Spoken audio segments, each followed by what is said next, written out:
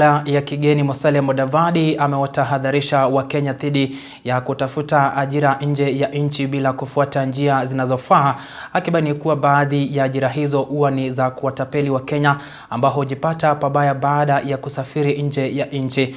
Musalia amedokeza umuhimu wa kuihusisha serikali katika hatua za kutafuta kazi na wanaposafiri ili wahakikishe usalama wao watakapokuwa wanafanya kazi nje ya nchi. James Mwangi na taarifa ile. Visa vya kudhulumiwa kwa baadhi ya Wakenya wanaoenda kufanya kazi nje ya nchi vikiendelea kuripotiwa.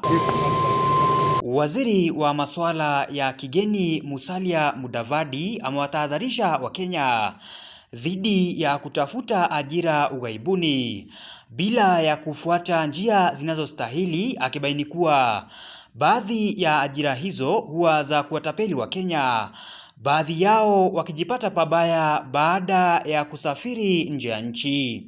Mimi ningependa sana kuambia Wakenya kwamba tujihadhari sana, na ndio kwa sababu kuna ile National Employment Agency, alafu kuna Department ya Diaspora, alafu kuna Wizara ya Labor.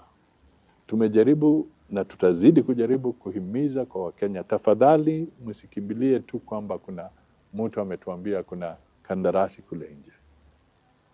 Ofisi zetu ziko wazi, wananchi wapitie pale, tusaidiane, tujue kwamba wale ambao wanawatafuta wana nia njema ama wana nia mbaya.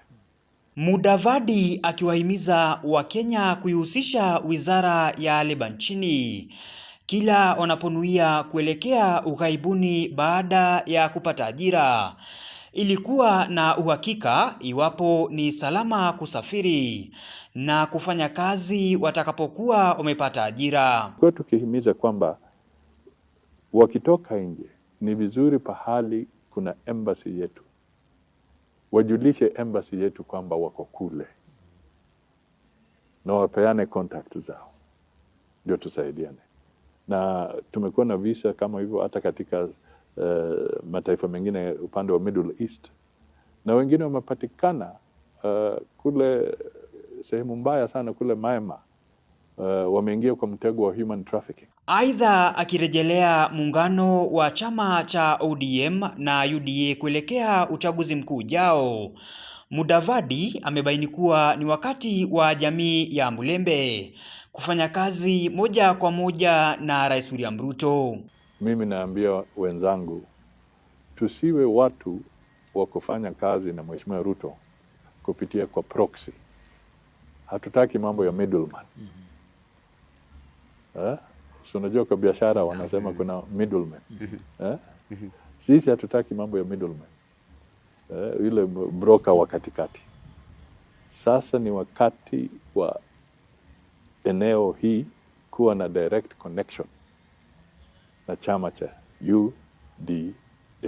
Wakati tunasema tunataka coalition agreement ama kufanya kazi na UDA na ODM, ni lazima pia na sisi tuimarishe umaarufu wetu kama UDA. James Mwangi, Undugu TV.